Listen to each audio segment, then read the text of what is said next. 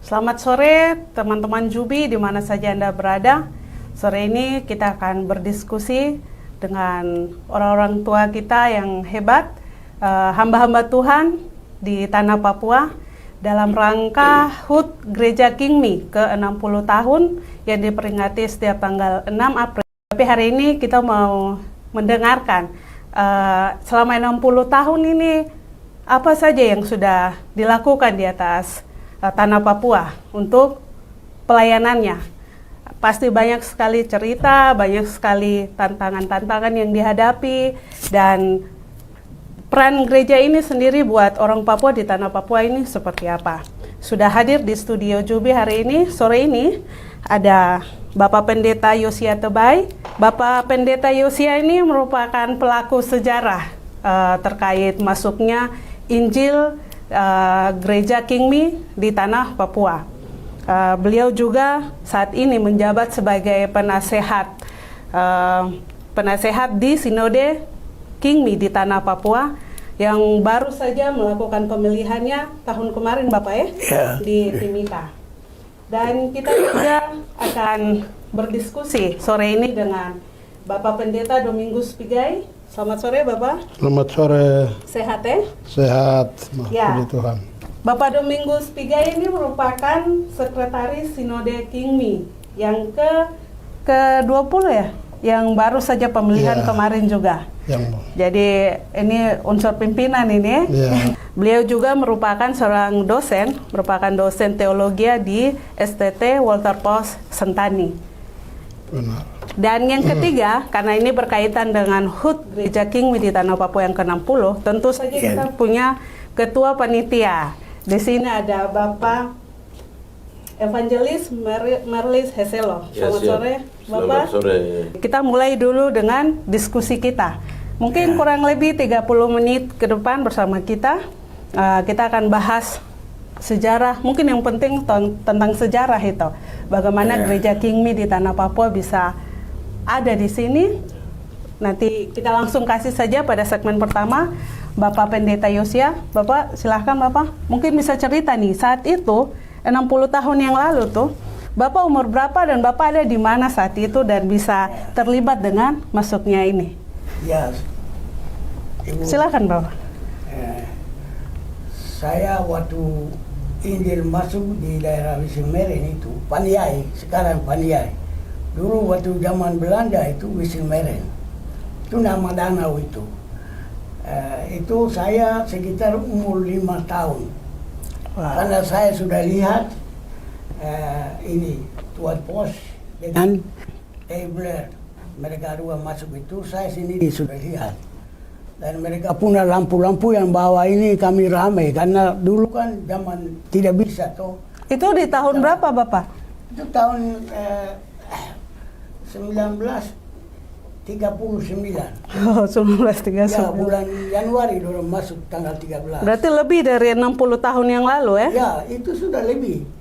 Kalau gereja ini, penginjilan itu sudah ada 85 tahun sekarang. Kalau dihitung dengan itu 85 tahun. Ya, kalau dengan penginjilan. Oke. Kalau ya 62 ini 60 tahun. 60 tahun ini apa itu masalah organisasinya. Masalah organisasi ini bentuk tanggal 6 April di Beoka, di Puncak. Itu yang itu di situ sampai sudah genap sekarang 60 tahun. Jadi selama 60, memang di waktu penginjilan pertama masuk di Enaro itu, setelah 3 tahun mereka ada di situ, misi semua, orang belajar bahasa daerah. Karena tidak bisa langsung mereka buka penginjilan, tapi 1 tahun ini mereka belajar bahasa daerah, bahasa Me, suku Me punya. Jadi setelah itu tahun 41 mereka sudah buka 9 pos PI penginjilan. Di situ sudah mulai jalan, sudah 2 tahun. Itu perang dunia kedua itu pecah hari itu, tahun itu. Jadi mereka sudah dari pemerintah Belanda mereka bilang semua misionaris penginjil yang ada di Australia Wisselmeren itu semua berangkat karena keluar karena tentara Jepang akan masuk Wisselmeren, sekian ribu pasukan masuk. Itu di situ Injil itu sudah berhenti. Jadi mereka sudah bawa. Setelah Perang Dunia Kedua ini selesai, tahun 46, itu orang masuk Injil kembali. Jadi mereka langsung buka pos-pos yang mereka sudah rintis itu, langsung kasih naik pos PI pertama. Itu mereka mulai di situ. Bapak, waktu mereka masuk itu, ada tidak penolakan atau perlawanan dari orang-orang asli Mei saat itu? Karena ini kan belum kenal ini. Ya, terima kasih. Itu waktu mereka masuk itu, ada kita di pedalaman itu, yang baru, hal-hal yang baru atau masalah yang baru atau orang yang baru itu datang itu harus diterima atau diusir itu dari Ondowafi, kepala suku. Kepala suku. Jadi waktu mereka dua masuk itu, ada 4 kepala suku yang terima. Ini mereka terima baru mereka umumkan. Orang-orang ini betul orang baik. Orang-orang ini mereka bawa banyak berkat. Jadi kamu semua terima dengan baik. Jadi selama mereka sudah mulai melayani di sana penginjilan, mereka tidak ada masalah. Masyarakat semua terbuka terima. Sampai setelah terima sudah. Kita juga lihat ke bagian timur. Tahun 43 itu, setelah mereka kembali, kita masuk di daerah suku Moni di Intan Jaya kabupaten. Sesudah itu masuk di Lembah Balim itu tahun 54. Itu masih yang misi dari Amerika? Amerika tetap, kita sama-sama maju terus. Kalau tenaga penginjil itu tidak sekolah, tapi Tuhan pakai banyak orang buta huruf untuk jalankan ini Injil ini. Nah, itu yang saya mau tanya nih. Dan mungkin teman-teman di luar sana juga penasaran. Saat itu Bapak, terus mungkin orang tua yang terdahulu yang bantu dengan Bapak-Bapak misionaris ini, sudah belajar kah? Sampai bisa membaca Alkitab atau bagaimana cara-cara yang mereka pakai? Ya, waktu itu kalau kita punya misi Gama itu mereka bikin satu buku kecil itu Injil Yohanes. Itu orang tulis bahasa daerah di sana dan Maliai, bahasa suku Me. Jadi itu yang mereka cepat-cepat mereka kasih kita pergi baca-baca ayat di kampung-kampung. Kita beritakan. Berarti kalau kita bisa ulang, sekarang ini kan kita bicara bahasa Indonesia nih, antara suku-suku yang ada di Papua. Di saat itu, Bapak dong pakai bahasa Indonesia atau belum? Pasti belum? Waktu itu kalau mau pakai bahasa Indonesia itu istilahnya bahasa Melayu. Oh, jadi memang saat itu sudah ada bahasa Melayu? Ada juga. Oh, jadi misionaris pakai bahasa Melayu? Melayu juga sedikit. Bukan selalu, sedikit. Mereka utamakan itu bahasa daerah. Mereka belajar bahasa daerah dengan orang-orang daerah. Sampai orang luar biasa Tuhan itu. Mereka misi Gama itu cepat mengerti bahasa daerah semua. Baik bahasa Dani, bahasa Moni, bahasa Damar, bahasa Me. Itu cepat mengerti. Sampai Injil itu dari Wisselmeren sampai ke perbatasan Merauke di sana. Itu dalam kurun waktu 60 tahun, Injil itu sudah tersebar seluruh Papua dan Papua Barat. Jadi kalau kita lihat segi data dari Kesera Biro pemerintahan di sini, itu gereja yang paling besar itu gereja Kimi. Kenapa? Dia punya gereja ini ada seluruh sudut ada dia, seluruh kabupaten ada. Seluruh kecamatan Papua ini ada data yang positif. Nah, itu yang mereka bilang gereja ini gereja nomor 1. Dari itu Biro Kesera mereka punya laporan. Jadi saya juga tanya, ini kenapa GKI tidak bisa nomor 1 dan gereja-gereja lain tidak bisa? Gereja Kimi yang nomor 1 itu saya heran, saya tahu ini. Saya bilang, Bapak, kami kasih tahu, karena gereja ini dia punya data di lapangan, pemerintah itu, di mana-mana kabupaten, kecamatan, gereja ini ada. Oke. Itu yang sudah. Jadi Bapak, kita sekarang kembali ke yang tadi. Ini kan kita hitung 60 tahun. Besok ini kita mau merayakan yang ke 60 tahun. Betul. Mungkin Bapak bisa mulai dengan peralihan itu. Oh ya. Dari masa misi Kama ke orang Papua asli. Mungkin bisa ke situ dan sampai sekarang seperti apa perjalanan perkembangan gereja Kingmi di tanah Papua. Ya, kalau kita bertanya kenapa gereja Kingmi ini bentuk tahun 62. Tadi saya bilang ini masalah ini pergantian pemerintahan ini. Pemerintahan Belanda dengan Indonesia. Jadi mereka sebelum 1 tahun mereka harus bentuk gereja pribumi. Itu perintah dari New York, Amerika. Ada tertulis surat, segera kamu bentuk gereja pribumi. Karena negara Indonesia masuk itu, sebagian besar itu dia umat Muslim. Jadi jangan sampai kita punya pelayanan besar ini korban, lebih baik segera kamu bentuk gereja pribumi. Nah, itu sebabnya tempatnya di Beoga, tanggal 6 April. Itu tempat penyerahan tanggung jawab dari misi Kama kepada gereja pribumi. Jadi gereja Kimi ini waktu kita terima dari misi Kama itu kasih nama dia gereja pribumi. Oke, jadi mula-mula namanya mula-mula itu kita pakai 1 tahun itu gereja pribumi. Setelah kami masuk pemerintah Indonesia tahun 63, itu kami lapor gereja pribumi ini ke Padang Bulan di bawah ini, MES GKI. Kita daftar ke Dirjen Departemen Agama. Kita bawa nama itu, kita masuk dari Departemen Agama. Kalau pribumi itu tidak bisa. Gereja itu luas, bukan orang pribumi saja. Harus ganti malam ini. Besok dia ada. Mereka datang ini orang hukum juga dari Dirjen dia bawa. Orang hukum yang bisa tahu hukum itu Indonesia. Akhirnya memutuskan nama apa? Malam itu kita dua berdoa, baru dia kasih nama. Kita penglihatan.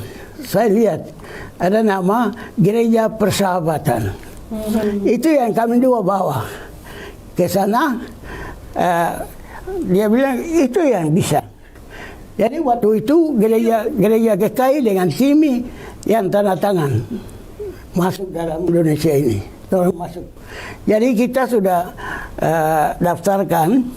Mereka bilang gereja Persahabatan itu baik, tapi catatan ya.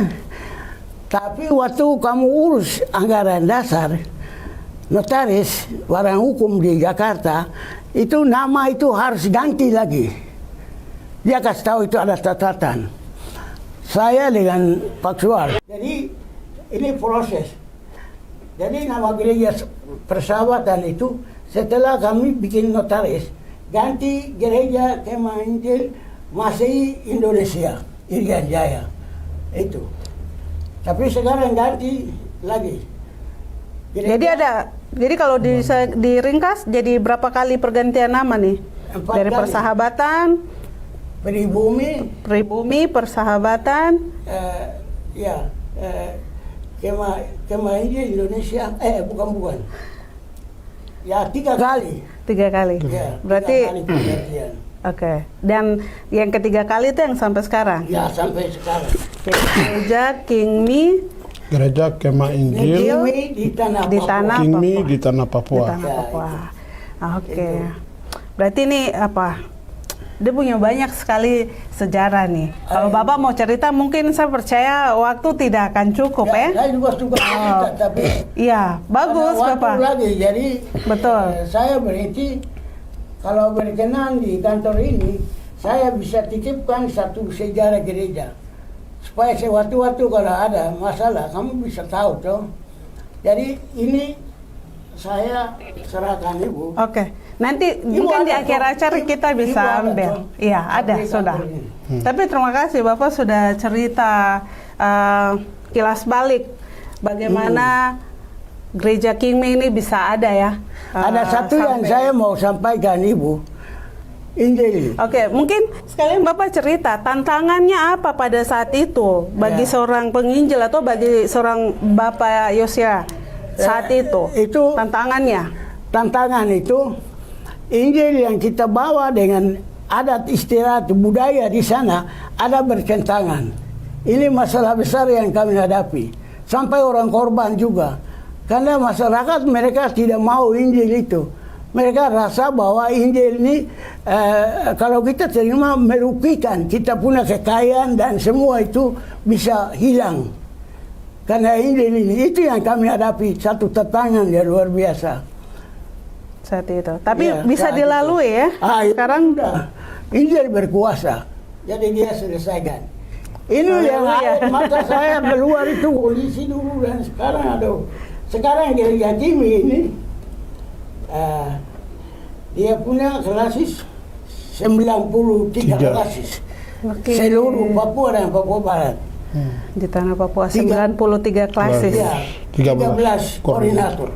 13 Sekarang ini, koordinator. jadi pesat sekali gereja ini bertumbuh. Karena mereka orang Papua terima Injil ini. Bukan ajaran lain, tidak ada. Ajaran Kalau- lain orang tua pun kita rubah dengan Injil. Jadi Injil berkuasa. Jadi gereja ini, saya sebagai perintis, saya pikir-pikir gereja masa depan ini bagaimana. Tapi gereja Injil, sudah terima Injil, dari Injil berkuasa. Jadi tidak ada masalah. Misionaris mereka berangkat ke Amerika, karena Indonesia tidak izinkan mereka melayani di sini. Jadi waktu mereka berangkat itu, mereka bilang, aduh kasihan, Yosia, kami mau tinggalkan gereja ini. Orang kasih tahu di pos 7, Sentani. Baru saya bilang, kamu berangkat tidak apa-apa. Karena Injil Kristus sudah tanam di sini. Jadi gereja ini akan bertumbuh. Orang nangis, Ibu. Orang rasa sedih. Jadi saya pikir itu gereja ini. Nanti kalau pemimpin gereja semua, mereka berjuang dengan semangat kepentingan gereja ini. Gereja ini akan jadi gereja besar. Bukan kecil.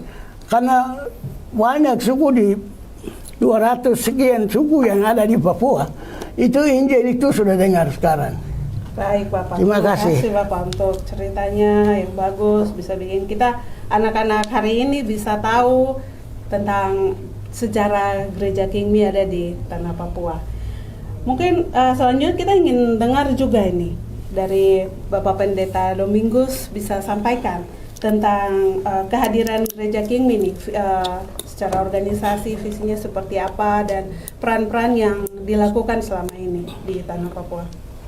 Baik, selamat sore para pemirsa Jubi TV yang saya kasih di dalam Tuhan kita Yesus Kristus. Saya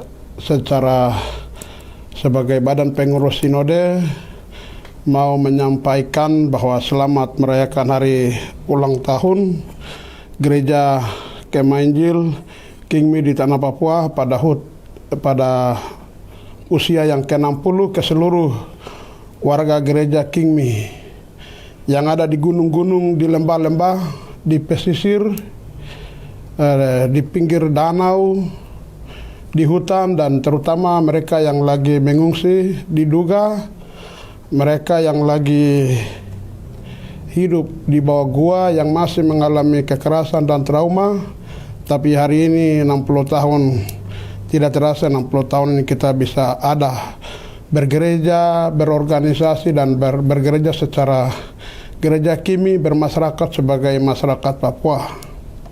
Sebagai badan pengurus sinode yang baru saja kita laksanakan konferensi pada tahun lalu, Sebagai badan pengurus terpilih, saya juga menyampaikan terima kasih untuk seluruh dukungan moral, yang sudah diperlihatkan oleh umat dengan suatu kebersamaan, dengan suatu tekad, dengan satu komitmen, dengan satu iman yang digariskan berubah untuk menjadi kuat. Dan sampai hari ini kita masih kuat karena Injil, kita masih kuat karena Kristus, kita masih kuat karena gereja Kingmi di tanah Papua ini sudah berurat akar secara Injil 80-an tahun lebih, dan secara organisasi kita ada di usia yang ke-60. Sebagai pimpinan di gereja Kingmi di tanah Papua, bahwa kita akui sebagai manusia dalam perjalanan, kalau kami menilik kembali sejarah gereja ini, banyak penuh dengan tantangan persoalan, terutama yang dihadapi oleh para perintis dan penginjil kita di masa lampau, sejak 1939 sampai 1962. Ada interval waktu 24 tahun. Mereka bergereja, mereka berkarya dengan apa adanya, dengan pendidikan yang tidak ada pendidikan. Mereka masih melek huruf, tetapi mereka tidak melek Kristus. Mereka melek membaca, tapi mereka tidak melek Injil. Karena semuanya itu dimampukan oleh kuasa Roh Kudus, sehingga mereka boleh menembus dan meninggalkan dunia yang gelap, dunia yang penuh dengan persoalan, dan mereka sudah berbalik dan memberikan diri mereka untuk menjadi pengikut Injil, menjadi pengikut Kristus yang setia, dan mereka bergereja sampai hari ini. Sebagai badan pengurus sinode, kami menyampaikan selamat merayakan HUT 60 pada besok nanti. Ya. Tapi pada besok nanti, jadi perayaan HUT Kingmi ini akan terjadi di seluruh tanah Papua. Nanti di koordinator MAMTA ini, Papua dan Papua Barat, akan dilaksanakan secara serentak di seluruh tanah Papua, penjuru Papua. Di koordinator MAMTA akan menggabungkan dengan 3 klasis, nanti secara teknis disampaikan oleh panitia. Tetapi di Papua secara klasis, 93 klasis, dalam waktu yang bersamaan mereka akan melaksanakan ibadah-ibadah perayaan dan pengucapan syukur atas organisasi ini bisa ada sampai hari ini. Saya mau menandai bahwa sebagai badan pengurus harian di sinode, kami mengalami banyak sekali tantangan, dan itulah gereja. Gereja kuat karena tantangan, gereja kuat karena ada masalah, gereja kuat karena ada air mata, gereja kuat karena ada darah yang tertumpah, gereja kuat karena ada mati syahid. Dan ini merupakan bagian dari warisan pengalaman sejarah yang kita lihat, dan kita menempatkan diri kita dalam perjalanan sejarah gereja Kingmi. Disitulah kita sebagai bagian dari gereja-gereja lain di muka bumi, kita banyak mengalami tantangan. Tapi kita tidak melihat tantangan itu sebagai masalah, tetapi tantangan itu sebagai benih yang indah, supaya karya dan ladang pelayanan Kristus ini diberitakan. Saya mungkin sepotong di bagian sini. Jadi bicara soal tantangan tadi. Dan juga tema besar gereja Kingmi di tanah Papua berubah untuk menjadi kuat. Saya mau menyinggung soal keadaan di tanah Papua secara keseluruhan sebenarnya. Baik. Khususnya masalah-masalah kemanusiaan yang kita ikuti di berita-berita di hampir sebagian besar daerah di wilayah pegunungan Papua itu basis gereja orang-orang Kingmi di tanah Papua. Bagaimana peran Bapak sebagai pengurus sinode, organisasi, tetapi juga hamba Tuhan dan dosen, dan juga bapak-bapak yang lain ada di sini, bagaimana peran-peran yang dimainkan oleh lembaga gereja ini untuk masuk ke dalam melihat persoalan-persoalan kemanusiaan yang ada. Kita lihat ada banyak sekali pengungsian yang terjadi, pembunuhan, kekerasan terhadap warga sipil, dan itu semua menimpa, saya percaya ini adalah jemaat-jemaat bapak-bapak sekalian. Bagaimana gereja bisa hadir di sini? Baik, sebagai badan pengurus harian sinode, kami sebagai badan yang diberi mandat untuk melaksanakan tahun pelayanan ini, kami sungguh sangat prihatin atas umat dan nasib warga gereja Kingmi yang sampai hari ini masih mengungsi di hutan, belum mendapatkan tempat yang layak. Sebagai manusia, mereka belum dihargai. Oleh negara mereka tidak dihargai, tetapi oleh Tuhan mereka dihargai. Tuhan memperhitungkan mereka sebagai manusia dan juga sebagai ciptaan buatan tangannya. Sebagai gereja di Kingmi di Tanah Papua, terkait dengan berbagai kekerasan, pelanggaran ini, semua ini sebagai bentuk pelanggaran HAM dan kekerasan negara yang terus masih menjadi bagian yang tidak terpisahkan dari bagian sejarah gereja kita di Kingmi. Itu dulu pertama kita lihat bahwa sejarah yang mereka hadapi, kekerasan, pengungsian, ini bagian dari sejarah gereja kita, dan kita tidak melihat itu sebagai ini kita lihat sebagai sebuah ancaman, bagaimana orang dihilangkan secara tidak manusiawi, kekerasan, kejahatan dan kemanusiaan apapun. Pertama, atas nama gereja kami tidak terima itu, karena itu sangat bertentangan dengan iman kami, itu sangat bertentangan dengan Injil yang kami beritakan, itu sangat bertentangan dengan etika kemanusiaan, prinsip-prinsip kemanusiaan. Itu sangat kami tidak terima sebagai manusia dan sebagai gereja. Yang pertama itu. Yang kedua, bahwa terkait dengan sejumlah persoalan-persoalan kemanusiaan, kami juga berpegang pada Alkitab kami, berpegang pada firman Tuhan ini. Karena firman sudah sangat jelas menasihati kepada kita bahwa jangan membunuh, jangan mencuri, jangan merampas. Karena itu sebagai gereja kami juga bangga dengan anak-anak aktivis yang sampai saat ini melakukan tugas-tugas advokasi, tugas-tugas pendampingan pelayanan pastoral, khususnya bagi warga gereja kami yang sampai saat ini di koordinator Nduga di wilayah Suruh-Suruh. Kami baru terima laporan dari mereka tentang jumlah warga yang mengungsi. Kemarin ada sekitar 2.000 sekian ada mengungsi, dan mengungsi ke beberapa titik, beberapa kampung dekat. Dan karena itu kami harapkan bahwa sebagai gereja terkait kemanusiaan ini negara bilang mau ajak untuk bicara apa itu? Dialog. Kami pikir itu terlalu sepihak. Kami harap bagaimana para korban ini dulu diperhatikan, dikembalikan pada tempat posisi mereka semula sebagai manusia, dihargai. Karena kita bicara soal dialog, kemudian itu nanti ketika kita sama-sama sebagai manusia ada, baru kita bisa lihat dalam posisi setara, dalam posisi sejajar sebagai manusia yang diciptakan oleh Tuhan. Baru kita bisa.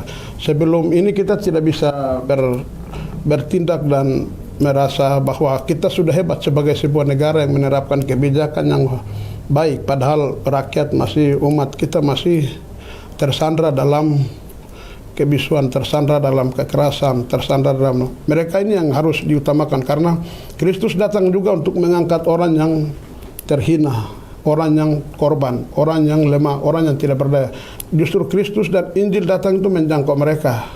Jadi perlakukan mereka sebagai warga negara yang baik. Juga dalam posisi ini juga para aktivis kami mau sampaikan, terutama Pak Haris dengan siapa si Mbak Fatia. Kami atas nama gereja Kingmi di Tanah Papua di HUT ini juga kami mau menyampaikan terima kasih, solidaritas, karena bisa menjadi bagian dari kami yang ikut menggumuli sejarah kami, yaitu mau mengatasi semua bentuk operasi penambangan secara ilegal, perampasan hasil-hasil kekayaan alam. Kami terima kasih dan kami terus doakan untuk mereka juga, para aktivis di ini. Terutama itu kami masih mengingat mereka bahwa mereka juga Tuhan pakai untuk menyentuh tembok kekerasan, tembok kejahatan yang secara sistematis dan terselubung ini. Tapi juga sebagai gereja kami juga menyadari bahwa kalau ada kesalahan-kesalahan dalam diri kita, kesalahan-kesalahan berpikir juga melalui perayaan ini, mari kita juga menyadari diri sebagai manusia bahwa ada hal-hal yang harus kita perbaiki dan menyelaraskan hidup kita sesuai dengan apa isi Injil ini, sehingga kita tidak lagi berpikir menurut kemauan kita, tetapi kita juga berpikir seperti apa yang Tuhan mau, apa yang Injil mau, apa yang kebenaran ini sampaikan, sehingga Injil ini, firman ini menjadi patokan kita dalam berpikir, terutama dalam menempuh perjalanan melihat tahun-tahun kekerasan, tahun-tahun penindasan, tahun-tahun yang penuh dengan gejolak. Terutama kami juga harap di tahun melalui HUT yang ke-60 ini, kami harap kontak senjata antara TPNOPM dan TNI Polri itu boleh gencatan senjata, apakah itu berhenti dulu, stop dulu, karena Injil datang itu bukan dengan senjata, Injil datang itu dengan firman Tuhan. Umat diajarkan firman Tuhan, mereka punya keselamatan, mereka punya ketenangan, mereka punya damai sejahtera. Bukan mereka ditakut-takuti, bukan mereka diteror. Karena Injil gereja kayak kita masuk itu dengan Injil ini, tidak ada kekuatan lain yang ikut kita dari depan, ikut kita dari belakang, ikut kita dari depan, hanya Injil ini yang bikin sampai 60. Jadi kami harap itu bisa, negara bisa berhenti dulu, karena tidak baik kalau kekerasan terus, senjata dengan senjata selesai, itu tidak akan menyelesaikan masalah. Tapi duduk tenang dengan Injil ini akan menyelesaikan masalah. Itu. Secara organisasi, kalau Bapak dorang punya kah informasi berapa banyak ini jemaatnya yang kemudian menjadi korban? Dan bentuk advokasi seperti apa yang sudah dilakukan? Ya, untuk bentuk soal data, kami pelanggaran apalagi yang kekinian ini, kami punya data, nanti kami rilis secara resmi tentang kekerasan yang terjadi pasca DOB, daerah operasi pembentukan DOB, pemekaran. Ini juga berpotensi menimbulkan konflik. Kenapa? Kami orang Papua, kami Tuhan kasih hikmat akal pikiran, jangan dikte kami. Kalau mau pemekaran, kalau mau daerah otonom baru, bicara dengan kami. Kami bukan anak kecil. Tuhan sudah kasih kami Injil, Tuhan sudah kasih kami hikmat, Tuhan sudah kasih pikiran. Kenapa tidak beri kesempatan, ruang kepada kami untuk kami menentukan arah kami, pandangan kami, pikiran kami, dasar kami ada firman Allah. Kami bisa bicara. Kenapa terlalu cepat memutuskan ikut ini sudah, ikut itu sudah? Kami bukan anak kecil. Kami tuan di tanah kami punya negeri ini, kami yang menentukan. Barulah bisa. Kalau dipaksa terus tidak bisa. Kami juga punya pikiran. Jadi stop dikte kami. Kami juga, kalau kami yang menentukan, kalau kami yang minta, oke, monggo kalau orang Jawa bilang. Tapi kan kami tidak minta. Artinya kami juga hargai cara berpikir kami, hargai cara kami menentukan menentukan posisi berdiri kami, iman kami, cara berteologi kami, hargai itu dulu. Karena itu kemarin juga terkait dengan minuman keras itu, kami juga mau sampaikan di HUT ini, terutama kita generasi muda ini yang masih minum minuman keras, yang masih mabuk, masih narkoba, itu lebih bagus berhenti. Itu barang itu memusnahkan dan menghancurkan moral kita, menghancurkan iman kita, sehingga tema kita berubah menjadi kuat itu nanti malah berubah jadi lemah lagi. Jadi dan yang berubah jadi kuat kan harusnya manusianya, begitu ya? Betul, manusianya itu yang harus berubah. Stop dengan hal-hal yang macam-macam begitu, kekerasan itu terus, kekerasan dalam rumah tangga juga, kami kasih suami dengan istri baku pukul, berhenti. Kami juga mulai berpikir dalam 60 tahun dalam kemanusiaan ini, bagaimana perempuan itu diposisikan juga sejajar dengan laki-laki, dalam arti mendapatkan penghormatan, dilantik boleh pendeta, boleh juga. Kemarin kami di Sorong, saya sendiri yang turun ke Sorong, di Klasi Sorong, Papua Barat, saya mengangkat seorang perempuan menjadi wakil ketua Klasis. Dan itu hal pertama yang saya buat dalam rangka menjaga kesetaraan antara laki-laki dan perempuan itu sama di hadapan Tuhan. Karena itu kami harap ke depan juga supaya peran perempuan juga bisa ada kesempatan, ada ya peluang untuk sama-sama kita melayani Tuhan. Karena memang kitab Lukas itu ditulis oleh dapat inspirasi dari perempuan-perempuan. Nah, itu yang saya pikir juga hal yang perlu kita sentil di dalam kemanusiaan. Terus kami juga mau katakan bahwa orang Papua ini, gereja Papua, gereja Kim ini gereja yang menghargai manusia. Jadi itu macam stigma seperti separatis lah, gereja yang memperjuangkan Papua merdeka lah, gereja OPM lah, gereja separatis lah. Itu tidak benar. Tidak benar. Periksa di anggaran dasar. Kami percaya pada Alkitab kami percaya pada kitab Kejadian sampai Wahyu. Kami punya anggaran dasar. Jadi kami gereja tetap kami bicara soal kemanusiaan, bukan politik. Kami bicara soal advokasi, soal kekerasan, bagaimana melakukan trauma healing, pendampingan. Saya juga sampai heran kemarin menolong jemaat yang menjadi korban itu. Saya juga sempat heran terutama kasus di Suru-Suru. Saya punya petugas gereja satu mau pergi kunjungi mereka di daerah Suru-Suru. Tapi sampai berhadapan pada saat acara makan bersama dengan Bupati, ada sejumlah Forkompimda hadir di Jaukimo. Saya punya pendeta ini sampaikan kepada Pak Dandi waktu itu, Bapak bisa berikan kami akses kah, kami mau pergi kunjungi warga gereja kami yang mengungsi. Tetapi Bapak Pangdam Kodim yang tugas di Jaukimo bilang Bapak tidak bisa pergi karena yang tugas di sana itu pasukan nasional langsung dari Jakarta. Wah, kami jadi bingung. Gereja saja dibatasi untuk menolong umat itu. Karena itu mereka ada kode-kode khusus. Wah, kode-kode khusus apa yang lagi? Ini kan pemimpin dengan umat perlu bersolider. Tetapi itu dibatasi. Jadi akhirnya tidak jadi pergi. Gereja sampai hari ini belum turun nih, lihat. Kalau itu ada beberapa pengurus Klasis sudah pergi, tapi beberapa waktu jadi tidak diizinkan karena dianggap berbahaya. Tapi kami pikir apa yang berbahaya?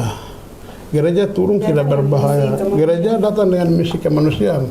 Kami ada beberapa lobby usaha yang sementara ini daerah kami, warga kami itu memang seperti di Jaukimo, mereka butuh kelambu.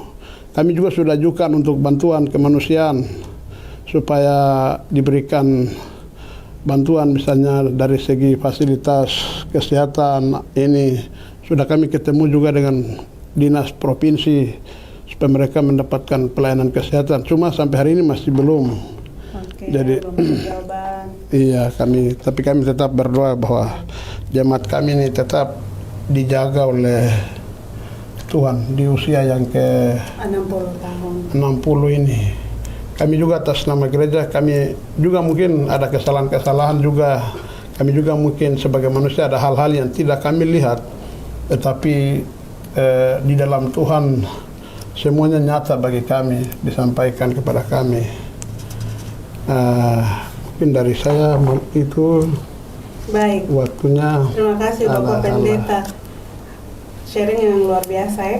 Dan saya pikir Bapak Merlis mau tambahkan terkait tantangan-tantangan yang dihadapi sebelum nanti masuk ke, pasti mau cerita soal HUT besok ini, sebelum masuk ke sana. Iya, saya pikir masalah tantangan itu namanya organisasi, itu hal biasa. Kalau orang ikuti organisasi pasti ada tantangan yang sudah disampaikan oleh Pak Sekretaris Sinode, itu pasti sudah jelas. Di mana ada organisasi, itu pasti ada masalah, apalagi gereja. Saya pikir semua gereja sering menghadapi masalah yang seperti kami hadapi. Tapi itulah kami harus ikuti, dan kami tidak akan kami menyerah, tidak, kami pesimis, optimis, tidak pesimis itu. Optimis ya? Ya, optimis. Bahwa perubahan atau Jadi, tujuan tadi berubah untuk kuat itu bisa terus dilakukan. Jadi dengan walaupun situasi begini, kami sebagai generasi penerus Gereja Kingmin di Tanah Papua dengan ucapan syukur untuk hadirnya gereja ini, Injil bisa datang melalui gereja ini sehingga kami bisa selamatkan, kami bisa mengenal kami bisa mengenal Tuhan, sehingga secara segala dengan hati ucapan syukur kami panitia sudah siap untuk acara HUT tanggal 6 April untuk besok.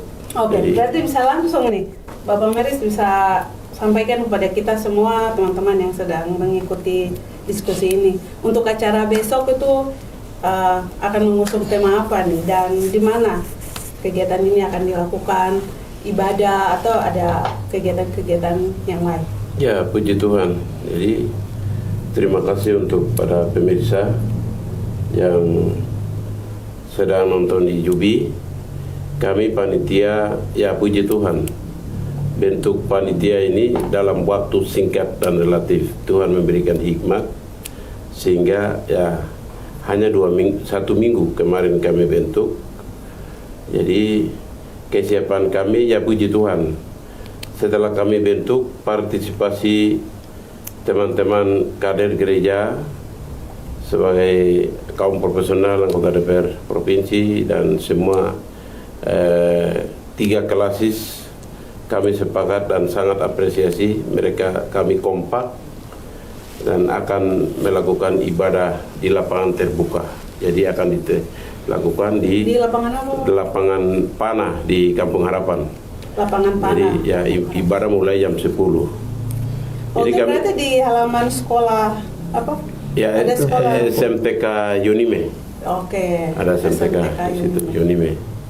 Jadi situ ya puji Tuhan. Kami jam berapa Bapak itu? Jam 10. Jam 10 kami akan mulai ibadah.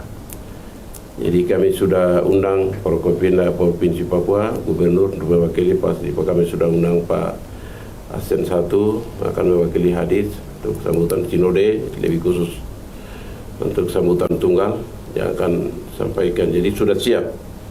Jadi puji Tuhan, kesiapan kami sudah siap. Jadi tinggal acara besok. Ya, tinggal acara besok. Dan siapa saja diundang untuk hadir dalam ibadah besok ini ya? Ya, besok itu undangan yang kami undang adalah yang pertama sinode. Jadi itu akan memberikan sambutan dalam rangka HUT ini. Kemudian pemerintah Provinsi Papua. Ya, mungkin mereka akan siapkan siapa yang akan hadir. Kami sudah undang pemerintah Provinsi Papua, dalam hal ini Gubernur. Gereja tetangga. Ya, Sekda, Asen 1 sudah kami undang, dan mereka akan hadir. Siapa yang akan hadir, ya kami panitia, ya belum tahu. Nanti itu kan protokoler mereka. Ya. Ada pesan-pesan khusus tidak buat siapa saja yang akan hadir? Misalnya karena sekarang lagi masa pandemi COVID juga, mungkin akan dilakukan ibadah lebih ketat.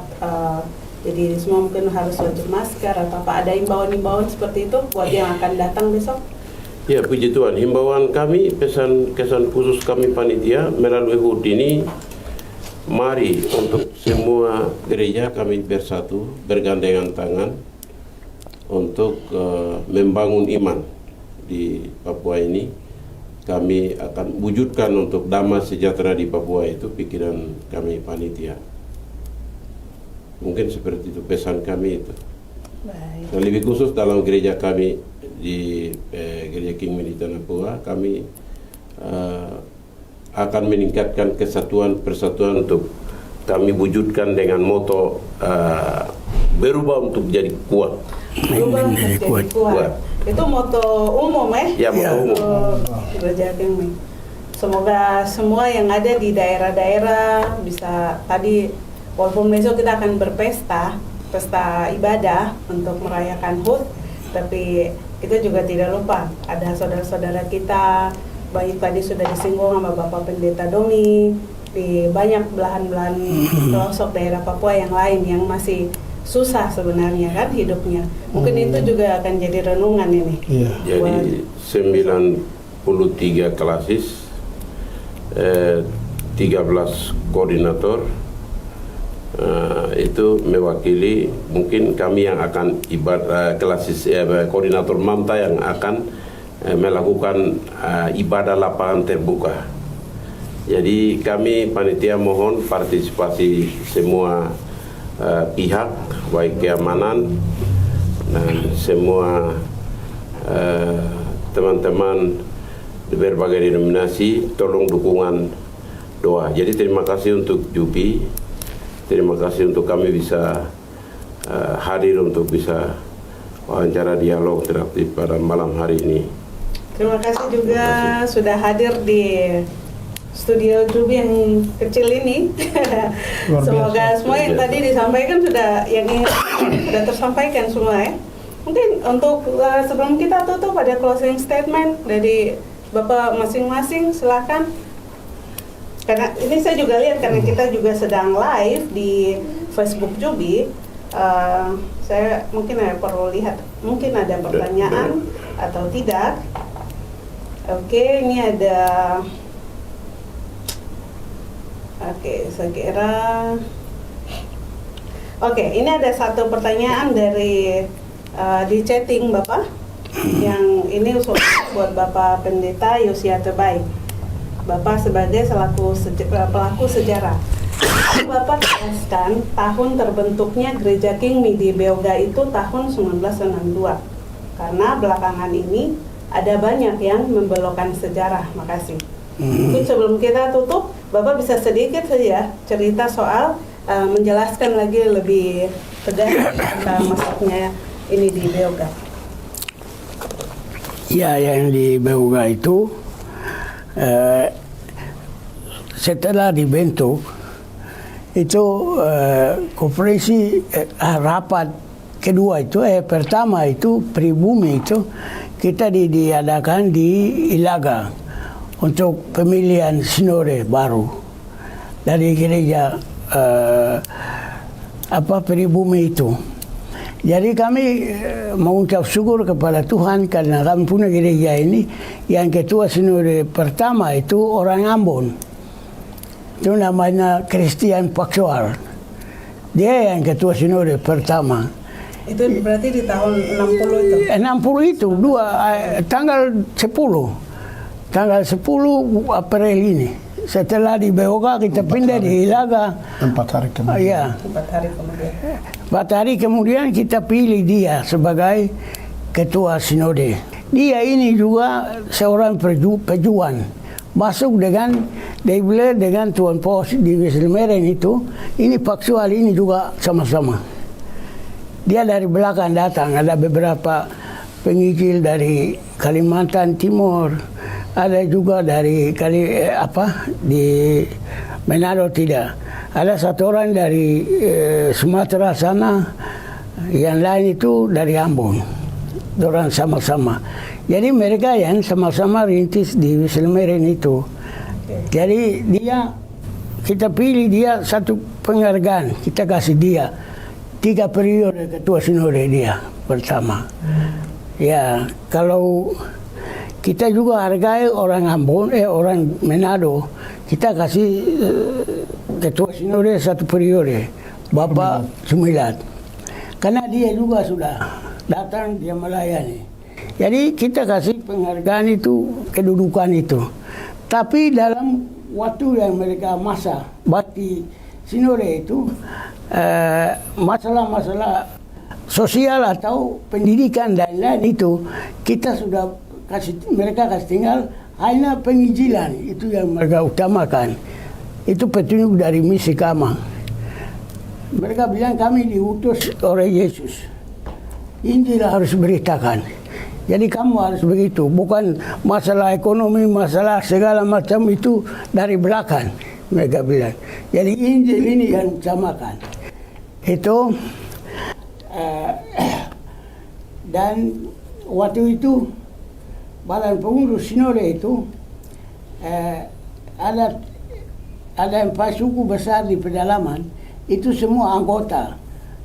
itu suku Dani 2, suku Damal 2, suku Moni 2, suku Me 2. Itu karena mereka tidak bisa bahasa Melayu, tidak bisa baca. Jadi kita kasih tinggal orang sebagai anggota pengurus di bawah. Kalau yang ketua sinode itu Paksual, wakilnya orang Perimumi. Ya, Matius Tebai. Sekretaris Sistang Pagage. Kalau bendara saya sendiri. Jadi kita 4 orang yang kita jalankan. Oke. Jadi tadi itu sudah menjawab atau belum ya soal yang mana itu? Gereja Kingmi di Beoga itu tahun 1962. 62. Ya. Jadi awalnya di Beoga tahun 1962. Ya, itu awal. Semoga teman-teman yang... Tapi saya mau tambah lagi, Ibu. Kita bentuk di Beoga, Ilaga. Tapi pengurus sinode itu di Ilaga, tapi pelantikannya di Paniai sana. Pengurus sinode pertama ini. Jadi pembentukan pertama di Beoga, ya. Kemudian pemilihan di Ilaga. Pemilihan di Ilaga, baru pelantikan di Paniai. Pelantikannya di Paniai. Ya, itu yang dulu 62 itu. Oke. Jadi semoga ini bisa menjawab ya. Ada pertanyaan dari teman bernama Melianus Numang. Dia minta ada penegasan dari Bapak soal itu karena katanya akhir-akhir ini banyak yang suka membelokkan sejarah sejak Kingmi di tanah Papua lahir. Betul. Jadi saya tambah lagi sedikit. Ini masalah sejarah itu. Ada satu gereja yang lambangnya kita sama. Itu gereja Kemanjil Indonesia. Gambar apa? Logonya sama. Logo gereja. Tapi kita punya logo itu ada foto tanah Papua masuk. Petanya Papua. Sudah masuk itu bahwa dibuktikan gereja Kingmi itu miliknya Pulau Papua ini dia. Kalau mau Injil ke sana ke sini tidak ada masalah. Tapi dia pusatnya di tanah Papua. Jadi Injil Kingmi ini keluar dari tanah Papua. Ya, itu tidak ada masalah. Itu Injil. Ya. Oke. Kita akan selesai diskusi kita sekarang. Saya minta closing statement satu-satu. Silakan. Sebelum kita tutup dari Bapak Merlis. Baik, terima kasih untuk Jubi memberikan peluang untuk kami melalui hari ulang tahun ini. Kami panitia bersama pelaku sejarah dengan sinode bisa dialog pada sore hari ini. Semoga pesan kami Jubi semoga berkembang lebih leluasa untuk Papua dan secara umum untuk seluruh dunia. Menjadi berkat dan ini menjadi harapan kami. Jadi terima kasih. Terima kasih Bapak. Ya, kalau saya ini kalau masalah gereja Kingmi ini mau kasih naik di Facebook, bukan Facebook saja. Tapi kalau mau wawancara, kami juga bersedia untuk Jubi ini terima kami kalau kami minta datang untuk cerita peristiwa-peristiwa yang terjadi itu. Jadi seperti sekarang ini, besok lusa ada perubahan terjadi, kita bilang pergi kita beritakan. Itu yang saya minta dengan hormat Jubi harus siap. Terima kami. Ya. Terima kasih. Ini closing statement dari dua pembicara kita hanya terkait Jubi. Mungkin ada yang lain menyangkut Kingmi, gereja Kingmi di tanah Papua atau lebih umum buat masyarakat Papua. Bapak Pendeta Domingus. Baik, pertama-tama seluruh para pendeta, penginjil dan evangelis, para guru sekolah teologi, para dosen-dosen sekolah teologi, seluruh pengerja gereja Kingmi di tanah Papua, bahwa pada hari besok, hari 6 April, hari di mana kita sudah dituntun oleh Tuhan Allah dengan tangannya yang besar dalam sejarah gereja kita yang penuh dengan tantangan, kekerasan, konflik, tapi Tuhan sudah mengalahkan itu, sehingga di dalam sorotan tema kita kali ini bahwa di dalam Yohanes pasal 16 ayat 33 dan Yesaya 26 ayat 12 mengingatkan kita bahwa damai sejahtera yang diberikan oleh Yesus Kristus kepada engkau semua pengerja gereja Kemah Injil Kingmi di dusun-dusun, di kota, di gunung-gunung, di rimba raya, di dusun-dusun, di rawa-rawa. Pegang teguh Injil itu sampai Yesus datang. Itu yang pertama. Jangan bergeser sedikit pun dari komitmen, pengharapan, dan kepercayaanmu terhadap Injil. Karena Injil ini tidak salah. Injil ini benar adanya. Gereja ini sudah benar. Tidak ada yang salah. Secara hukum Tuhan, secara hukum dunia, secara hukum sejarah, Gereja Kemah Injil Kingmi yang berlandaskan 4 Injil berganda sudah sah, sudah benar di hadapan Tuhan dan di hadapan bumi. Dan sampai hari ini kita akan pegang itu sampai Yesus datang. Yang kedua, bahwa saya juga sampaikan kepada keluarga-keluarga yang ada di seluruh tanah Papua, perayaan HUT yang ke-60 ini, mari kita berdiri sebagai keluarga-keluarga yang selalu membangun diri kita dengan doa, iman, firman Allah, dan mengokohkan diri kita agar kita didapati mempunyai hubungan persekutuan dengan Tuhan yang akrab dan intim, tapi juga membangun persekutuan yang intim dan erat dengan sesama suami dan istri dan anak-anak, tapi juga membangun hubungan yang erat bagi para dosen di sekolah-sekolah teologi, baik sekolah teologi di Jayapura Walter Pos yang ada di beberapa daerah di Nabire, Timika, Jayapura, dan juga sekolah-sekolah Alkitab dalam bahasa daerah yang ada di daerah-daerah terpencil, yang oleh manusia walaupun tidak dihitung betapa besar pengorbanan, semangatmu, motivasimu, niatmu untuk melayani Tuhan, tetapi Tuhan memperhitungkan itu sebagai proyek suci Allah. Peganglah itu, teruskan itu, kuatkan itu, karena itu yang akan menguatkan hidupmu, itulah yang akan menguatkan perjalanan pelayananmu. Yang ketiga, saya harapkan kepada generasi-generasi muda, terutama yang masih pelajar, mahasiswa, di mana saja berada, belajar dengan baik, belajar dengan tekun. Kalau mahasiswa, jangan copy paste, kerja tugas yang baik. Dosen kerja, jadilah mahasiswa yang selalu setia baca buku, selalu mencintai ilmu pengetahuan, selalu mencintai teknologi. Seperti yang kau mencintai kitab suci, perlakukanlah sikap hidupmu sama dengan pengetahuan. Karena pengetahuan adalah jendela dunia. Itu yang akan membangun kualitas. Karena kenapa penting? Papua sedang bergolak. Kamulah penentu dan pelihat masa depan bangsa, tanah dan negeri yang sudah dimeteraikan oleh Injil ini. Saya juga sarankan kepada para kader DPR, para bupati, kepala-kepala dinas yang ada dalam gereja Kingmi sebagai pimpinan sinode, jaga karaktermu sebagai anak-anak Tuhan. Tunjukkanlah imanmu, sikapmu sebagai orang-orang yang benar-benar membela Injil di atas segala kepentingan apapun yang masuk di tanah ini. Ingat, bekerjalah dengan setia, jujur, taat pada firman, dengarlah ratapan orang-orang yang tidak terdengar. Jadilah suara bagi mereka yang tidak terlihat melalui kebijakan yang kau buat, undang-undang yang kau buat. Walaupun negara ini tidak perhitungkan kau, walaupun negara ini melihat kau dengan mata sebelah, tetapi terus jangan patah semangat, jangan kendor, giatlah selalu, karena berperkara dan membela orang-orang kecil, sesungguhnya kamu berhutang kepada Tuhan Allah. Yang ketiga, yang kelima juga saya sampaikan kepada para aktivis yang hari ini betul-betul giat berjuang untuk umat yang terabaikan.